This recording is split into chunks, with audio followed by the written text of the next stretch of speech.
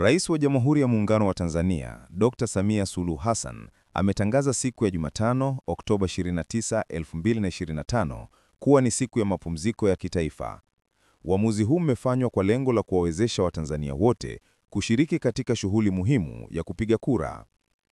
Taarifa iliyotolewa na Katibu Mkuu Kiongozi Balozi Dr. Moses Kusiluka imebainisha kuwa tangazo hili linafuata uamuzi wa Tume Huru ya Taifa ya Uchaguzi INEC wa kuitangaza siku hiyo kuwa siku ya uchaguzi mkuu wa rais, wabunge na madiwani.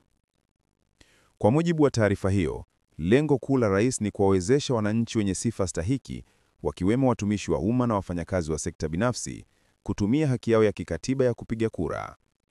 Hatua hii imechukuliwa huku Tume Huru ya Taifa ya Uchaguzi ikiwaomba wananchi kujitokeza kwa wingi siku hiyo na kutumia haki yao ya kidemokrasia kuchagua viongozi watakaowaongoza kwa miaka 5 ijayo. Je, una maoni gani? Kwa habari zaidi, usikose kutufuatilia. Hii ni Swahili Time Dunia Darubini.